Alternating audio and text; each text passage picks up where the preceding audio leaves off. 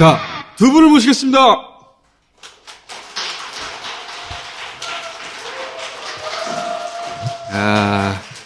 안녕하십니까. 네.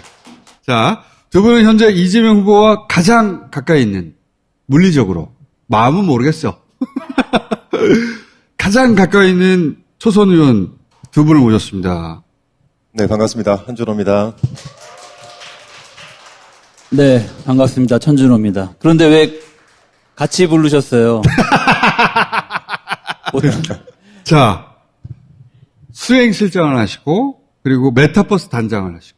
그러니까 당연히 가장 가까이 있죠.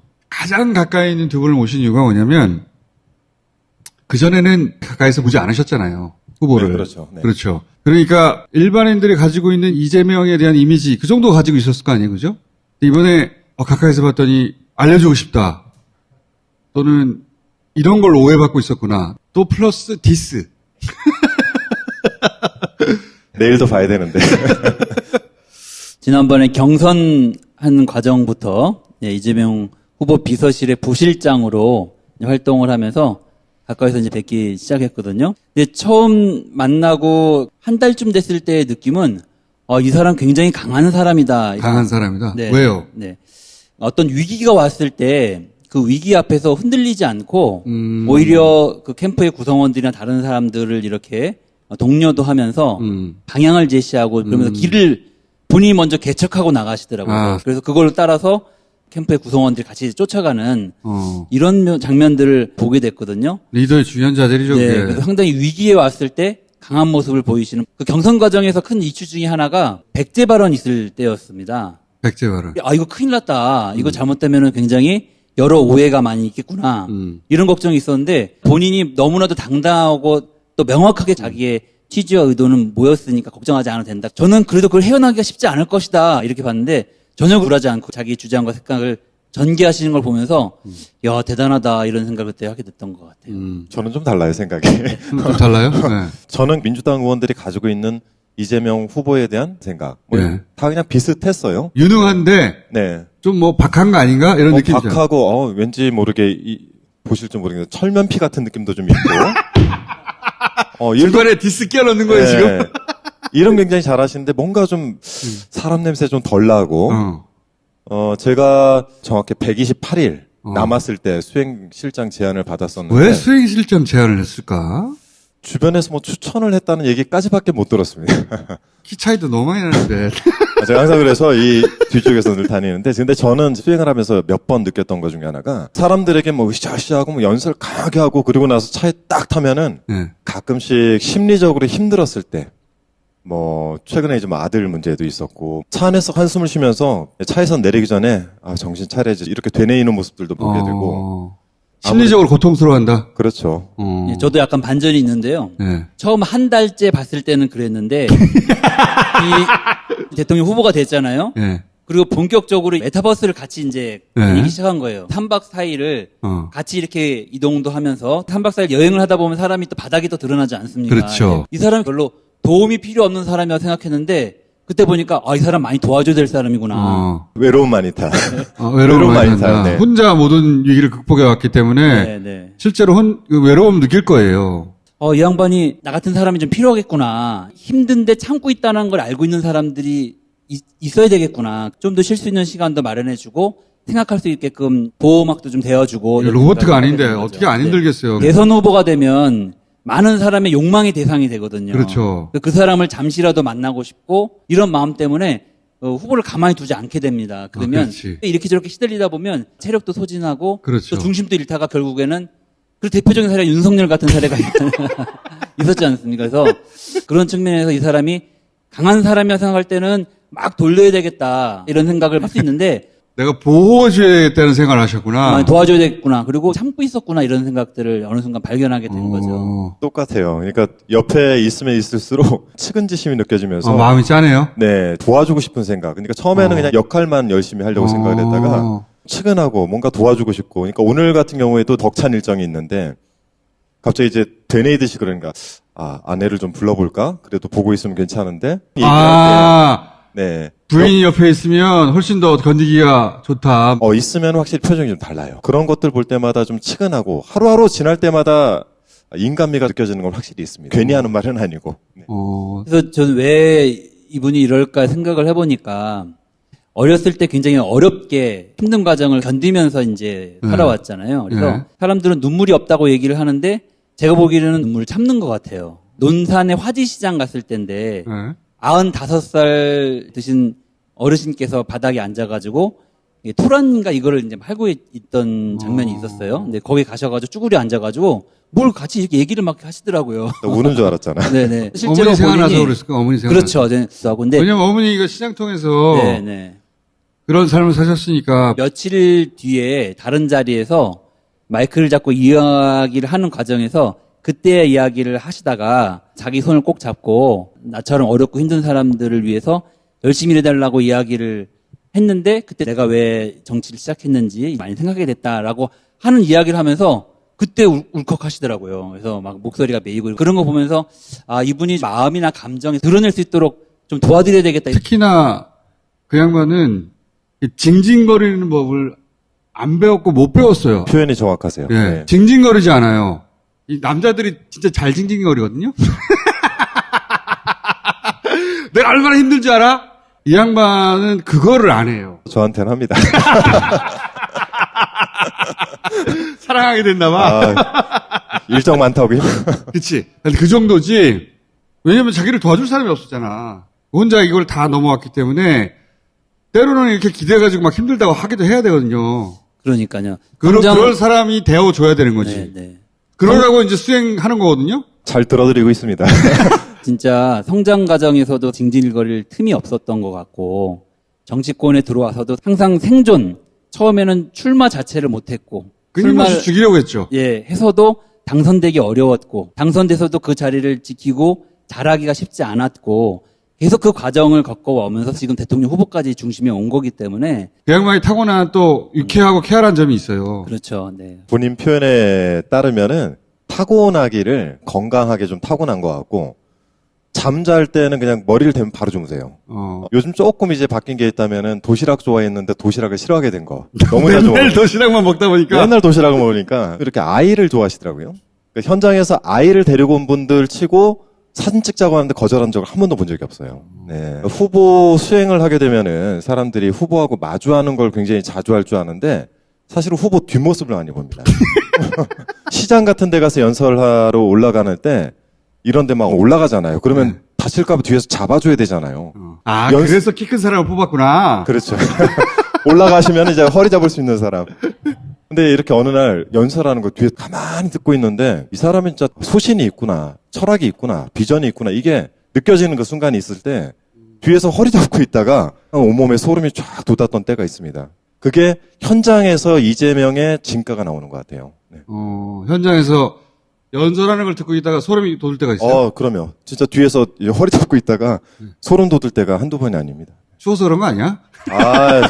그렇진 않고 자기의 비전과 철학을 사람들과 소통하면서 이야기하기 참 쉽지 않거든요.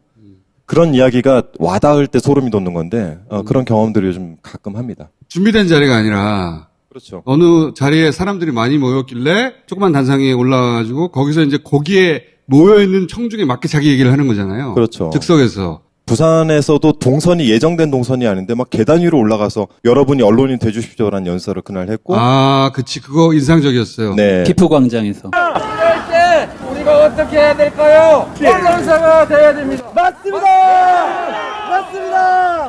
소식을 전하고 언론이 국사라는 진실을 알리고 우리가 억울하게 왜곡된 정보들을 고칩시다, 여러분. 시장 내에서 단상이 있으면은 요즘은 시장의 분들이 위를 막 치워주세요. 올라가라고? 시장 상인들이 막 밀어 올리고 이런 상황들도 상당히 발생을 해요. 그러니까 즉흥적인 연설들, 정말 정치인다운 정치인 같은 모습들이 요즘 많이 보이고 있습니다. 그럴 때 내심 감동하는구나. 나도 저렇게 해야지. 못할 것 같아요, 저는. 많은 분들이 후보가 굉장히 머리가 좋다. 이런 인식들은 갖고 계세요. 그건 공통적으로 하는 얘기더라고요. 예. 근데 게다가 성실하기까지 하세요. 머리도 좋은데 열심히까지 하면 정말 주변 사람들이 피곤하거든요. 새벽 1시, 2시에 문자가 와요. 저희가 한 번은 지방의 숙소에 같이 갔는데 저녁에 저희 둘이 만나서 캔맥주 한 잔 먹자. 우리만 하기 그러니까 후보님도 좀 부르자. 답이 왔는데 뭐 크크크 저 지금 바빠요. 이제 이렇게 온 거죠. 바빠요. 그래서 뭐 저희끼리 즐거운 시간을 이렇게 가졌는데 즐거운 시간.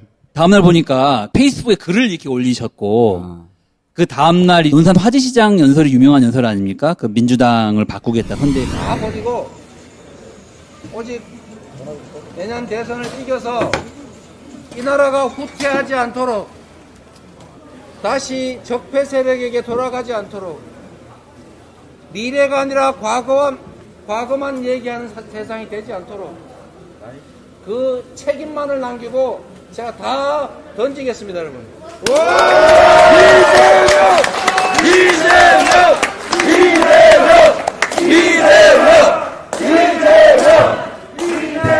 덩치만 크고 할 일을 제대로 못 챙기는 선대위 당 역시 우리 국민들의 의지와 우리의 책임만을 남기고 다시 시작하겠습니다. 두꺼운 보호복 다 벗어 던지고 날렵하게 가볍게 국민이 원하는 곳을 향해서 빠르게 달려가겠습니다.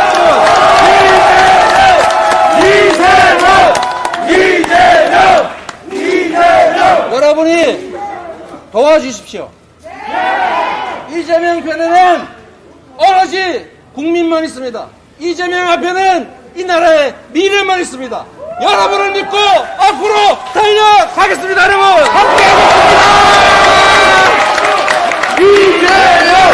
이재명! 불만은 승계하고 부족한 것은 채우고 잘못된 것은 고치고 새로운 것은 더해서 완전히 더 새롭고 유능한 정부로 더 미래지향적인 나라로 더 공정한 세상으로 만들어 가겠습니다, 여러분.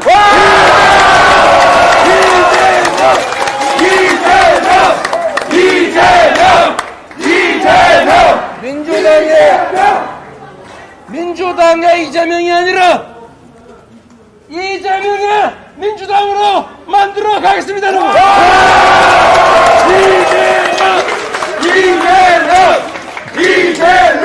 그것을 밤새 고민하고 이제 했던 것 같습니다. 그러니까 밤에도 저쪽 후보는 이거 하러 가잖아요. 그렇죠. 1시에 문자 오고 2시에 문자 오고 이러잖아요. 보통 한 2시까지는 서류나 그건 디스하는 뭐 이런 겁니다, 걸 지금. 아니야, 그래도.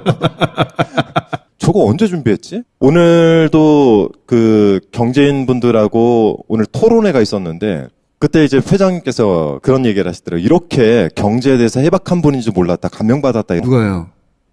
손 회장님께서 그 현장에 있었던 재벌 회장들하고 만났. 네네, 재벌 회장님들하고 만났는데 근데 그 현장에 있었던 사람들의 공통점들이 뭐 이렇게 많이 알아? 야, 이 양반은 진짜 실물 경제에 능하구나. 지난번에 TV조선 연설에 윤석열 후보와 이재명 후보가 같이 초대를 받았는데 윤석열 후보가 프롬프터가 켜지지 않으면서 예. 2분 동안 2분 이렇게 침묵. 네네, 네. 침묵하고 있었던 그 장면이 있었지 않습니까? based on sustainable growth.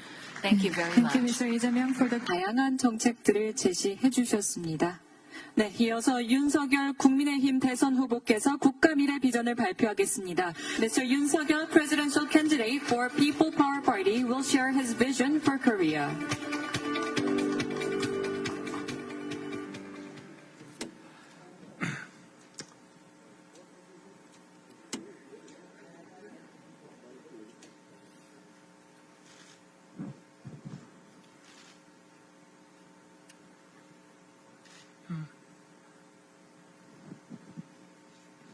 네, 잠시 무대 준비가 있겠습니다. 잠시 기다려 주시겠습니다. 근데 사실 그때 알려지지 않은 해프닝이 사실은 있었어요. 아, 그래요? 원래 저희 후보가 선약이 사전에 있어서 출연이 어려운 상황이었고 TV조선에 그렇게 얘기했더니 그러면 와서 짧게 인사 말이라도 해주고 가면 좋겠다라고 해가지고 연설이 아니라 인사만 하고 가라. 네네네. 그래서 좋다 그러면 양쪽이 다 그렇게 맞추는 조건으로 해서 가자라고 하고 사실은 이제 간 겁니다. 그러니까 따로 원고도 준비하지 않았거든요. 인사말만 하러 네네. 간다고 했으니까. 막상 현장에 가보니까 상대 후보는 제대로 잘 준비를 해갖고 와서 어, 예, 거의 야, 9분, 그거는 9분 가까운 연설을 이런 게 반칙이지. 그 상황에서 우리 후보는 인사말만 하고 올 수 없는 상황이 된 거 그렇지. 아닙니까? 저쪽에는 9분 연설 안 네. 되는데. 그래서 원고 없이 9분 동안 연설을 한 겁니다, 그때. 이야.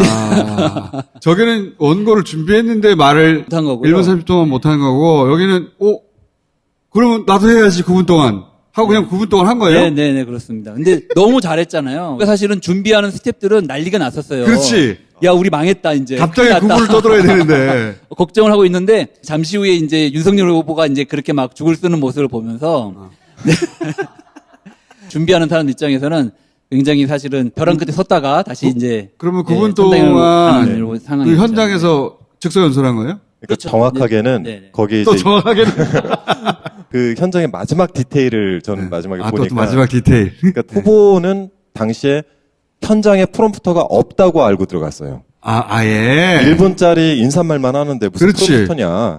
그래 준비를 안 했는데 갔는데 아예. 보니까 떡하니 프롬프터가 있는 거예요. 그리고 윤석열은 그걸 준비해갖고 정책 발표를 한다고 듣고 나서 이제 언짢았겠죠. 네. 이 뭔가 해서 뭔가 당했다는 생각도 들었겠다. 그런 생각도 조금 들었겠죠. 그때 이제 어떻게 9분간 원고도 하나도 없이 자기의 정견을 발표할 수 있을까. 저희는 감탄을 했고. 현장에 맞는 정견, 게다가. 그렇죠. 그리고 나서 윤석열 후보는 프롬프터를 보고할 테니까 저 정도는 하겠지 했는데 웬걸. 2분간 꿈뻑꿈뻑하고 있어서 쾌재를 불렀지 사실. 생중계되는 데다가 아무 주제나 하는 게 아니라 그날에 맞는 주제를 얘기해야 되거든요. 그러면. 이게 굉장히 어려운 거예요. 실제. 다음 일정 때문에 시간이 없어서 바로 이동을 하다가 차 안에서 아마 그걸 보셨을 겁니다. 아, 그렇다. 차 안에서 내가 보고를 드렸던 거 같네. 그 영상이 금방 올라오더라고요. 영상을 보여드렸죠. 그랬더니. 말씀 안 하고 웃었습니다. 그거 보고 어떻게 안 웃어. 그냥 뭐 미소를. 아니, 그래서 위기의 상황에서의 대응 능력, 그리고 문제 해결 능력, 이게 정말 타고나신 분이다.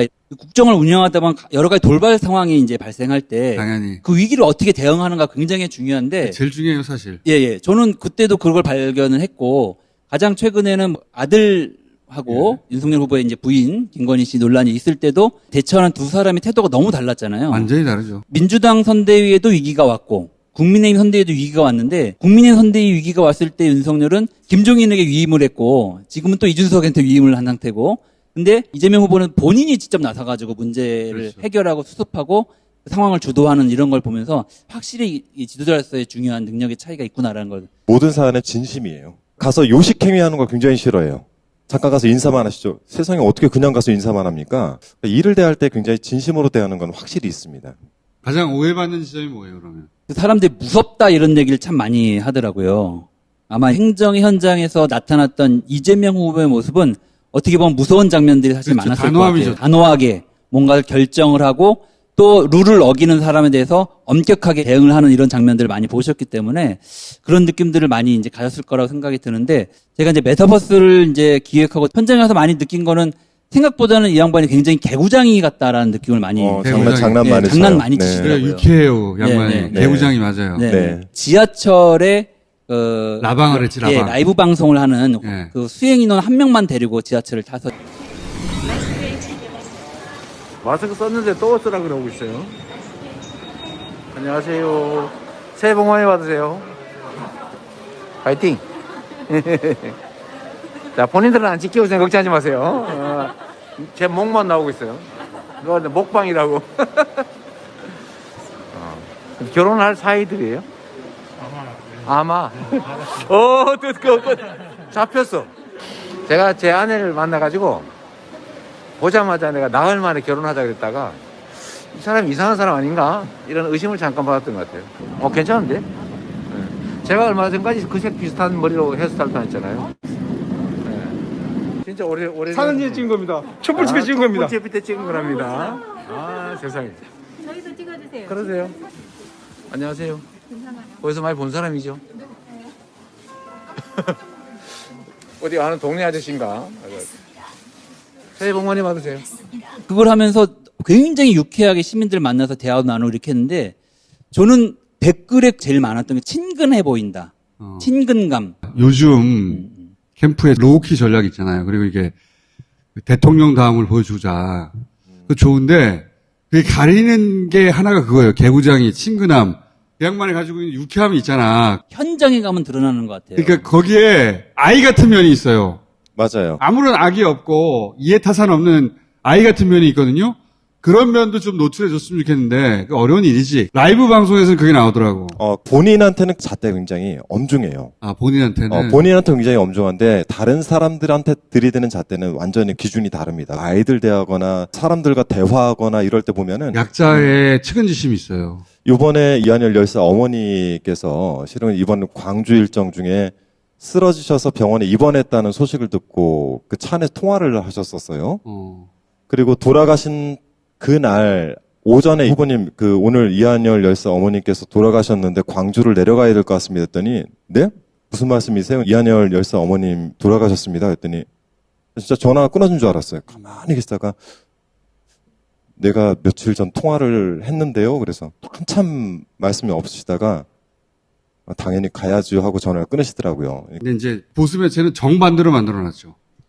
네. 잔인하고 잔혹하고 조폭과 같고 음흉하고 이런 인물로 만들어놨죠. 그걸로 이번 선거를 치려고 하는 거거든요. 실제 이재명 정반대죠, 실제. 그리고 제가 이분이 엄마에 대한 애정이 남다르구나. 그래서 시장에 가면 유독 앉아서 팔고 계시는 어르신들을 보면 가서 따뜻이 이제 손을 잡으시고 지나치질 못하죠. 안아드리기도 하고 그래서 아마 이한열 열사 어머니 들어왔을 때도 이제 더 그랬을 않을까 싶습니다. 이 시장을 들어가면 보통 동선을 짜놓고 들어가거든요. 뭐 어디 가서 뭘 샀으면 좋겠습니다. 여기 들어가시죠. 하나도 안 돼요. 하나도 안 되고 아니 저분은 가서 뭐라도 좀 팔아드려야지 하면은 그냥 가서 주저앉고 만나고 숙이고 대화 나누고 나중에 하다 저희가 후보 가는 대로 그냥 따라다니기 시작했습니다. 풀어놓으세요, 그냥 이렇게. 왜냐면 시장에 익숙한 사람이거든요, 그 양반은. 맞아요. 네. 시장에 그렇게 앉아있는 사람이면 본인이 그 삶이 보이는 사람이라 그냥 못 지나가는 거지. 자, 그럼 이제 디스의 시간을 가져볼까요? 음성 변조 해주시면. 저는 내일도 봐야 되는데. 모자이크 처리해드릴 테니까. 욕심이라고 할까요? 아니면 의욕이라고 할까요? 그게 굉장히 넘치시는 것 같아요. 예를 들면 이런 거죠. 메타버스를 출발하는데 원래 2박 3일로 출발하기로 했어요. 네. 근데 하루 전날, 3박 4일 가자. 전국을 다 한번 가보고 싶다. 그동안 대통령 후보가 된 사람들이 한 번도 가보지 않았던 곳들도 꼭 가보고 싶고, 가서 뭐 특별한 게 없더라도, 장터에 가서 팔고 계신 어르신들 손이라도 한번 잡아드리고 오고 싶다. 그렇게는 해야 되지 않겠냐. 이런 얘기를 하셨어요. 저희는 결정하면 또 해야 되니까. 하여간 그렇게 해서 그러면, 3박 4일을 잘 마치시면 좋은데, 꼭 3박 4일째쯤 되면 탈이 나요, 몸에. 피곤하고, 몸에. 예. 그런 일이 없도록 해주시면 좋겠어요. 그럴 때마다 저는 괜찮은데 안 아프도록 해달라. 예, 우리 수행실장이 많이 힘들어집니다. 어떻게 탈이 납니까? 피로? 누적? 피로 누적. 몸살이 나서 퍼지는 거예요? 뻗진 않아요. 어떻게든 일정은 다 마무리를 하는데 일 욕심이 굉장히 많아가지고 일정에 뭐 한 2-3시간 이렇게 비어있는 일정이 있을 수 있잖아요. 그거를 그냥 넘어가지 못합니다. 예를 들어 강원도 어딜 가면은 아니 오다가 여기는 들릴 수 있는데 여기를 왜 안 들르고 그냥 옵니까? 거기도 들러야죠. 빡빡하게 만들면 마지막 날 꼭 일정이 왜 이렇게 많지? 하면서 자기가 넣어놓고 보면은 스스로 설렁설렁하거나 대충 하는 걸 못 참는 것 같아요. 네. 너무 약한데? 이렇게 합시다. 자기가 넣어놓고 신경질은 나한테 낸다. 차 안에서 투덜댄다. 이 정도. 뭐라고 투덜댑니까? 몸이 좀 힘들다. 근데 또 몸이 좀 힘들다? 그게 다예요? 그렇죠. 뒤로 고개 젖히고 이러면서 이제 피곤한 거를 표현을 하는 거죠. 그게 다예요? 진짜 그렇다네. 이렇게 해서 언론이 호도되는 거예요. 잘못. 폭언을 하면서 네, 막 뺨을 때리고 뭐 앞에 있는 일정 잡은 놈 데리고 와. 잘라. 절대 그렇지 않습니다. 힘들다 해봐야 이거 자꾸 이렇게 한다고? 항상 이 안경 그러면 벗고 그럴 때 귀에다 대고 이랬어요. 당신이 짰어. 한 번 한 적은 있어요. 한 번? 후보님이 추가하신 겁니다. 후보님 자초하신 겁니다. 너무 네. 부드럽다. 네가 그랬어. 나가. 후보로 이재명을 좋아하게 됐구나. 저는 팬 됐어요, 사실. 제 아내도 인간 이재명 책을 읽고 저한테 가끔 물어보거든요. 진짜 이렇냐. 그래서 제가 그냥 덤덤하게 얘기해줘요. 진짜 그렇더라. 저도 이제 어머니가 일찍 돌아가셨는데, 어머니에 대한 그림 있는 사람들이 하는 표현들이 좀 있어요. 그러니까 형수란다니. 미쳤지?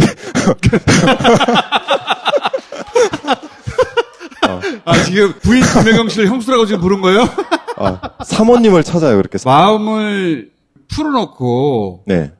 유일하게 100% 기대는 사람인 것 같아요. 잠깐 막히는 것들이 있어요. 그래 대단한 결정은 아닌데, 그때 전화를 해요. 예쁜 아내 이렇게 저장돼 있습니다. 뭐라고요? 예쁜 아내라고 저장이 돼 있어요. 예쁜 아내? 네. 아유, 진짜. 아유, 나 그건 못 찾겠네, 진짜. 저는 못 본 척 했습니다. 그냥 아내도 아니고 예쁜 아내? 네. 야 삭제! 아내 지금 일정이 어떻게 돼요? 이렇게 물어볼 때가 있어요. 좋아하는구나, 진짜. 내일 일정은 이제 TK 일정이시라 못 올라오시는데. 좋아하나 봐. 아니, 그럼 부인 휴대폰에는 뭐라고 돼 있어요? 제가 다음에 보면은 말씀드릴게요. 사람을 잘 쓰는 이런 용인술 뭐 이런 게 굉장히 중요하다고 생각하거든요. 근데 이재명 후보가 그걸 정말 잘하신 것 같아요. 송영길 대표하고도 지금 잘 이렇게 하고 계시고, 정세균 전 총리, 그리고 이낙연 전 대표님, 그리고 추미애 전 대표님하고도 다 원만하게 같이 캠프를 구성하고 운영하고 계시잖아요. 그래서 저는 그게 처음에 좀 어려울 거라고 봤는데, 이재명 후보 탁월한 뭐랄까 리더로서의 기본적인 소양 이런 걸 갖고 계시구나. 진짜 매력적인 사람인 거 확실한 것 같아요. 저는 좀 아쉬운 게 그 사람이 갖고 있는 진 면목이 좀 더 드러났으면 좋겠다. 그러니까 예를 들면 눈물을 흘릴 만한 상황인데, 근데 눈물을 흘릴 그거를 만한 사인이 이거 써먹어야 안 흘려. 되는데. 예, 그런 장면들이 막 이게 있어서 참모들의 얍삽함이죠. 그런 걸 좀 만들어 보려고 억지로 뭘 이렇게 그림을 만들어 보려고. 하면 또 그런 걸 싫어하세요. 당연하지. 예, 안 가 거기를. 이 참모의 간악함, 그런 거 딱 찍어서 쓰고 싶은 게 이제 참모의 욕심이지. 그렇죠. 예. 윤건영 의원이 문 대통령이 대선 때 어떤 가게에 들어가서 아무도 예상치 못하게 어떤 할머니 손을 잡고 얘기하다가 우시는 순간이 있었대요. 근데 그때 제일 먼저 생각나는 게 카메라. 당연하죠. 예. 카메라부터 저기. 그러니까 못 찍었다고. 그래서 카메라 막 자기 욕했다고. 그때 되면 비밀번호가 안 열려요. 손이 막 떨려가지고. 왔어. 자, 잘 알았고요. 선거 막바지 가면 또 다른 양상이 막 벌어지거든요. 치열해지니까. 네. 그때 또 한번 모시겠습니다. 오늘 네. 감사합니다. 네, 고맙습니다. 네.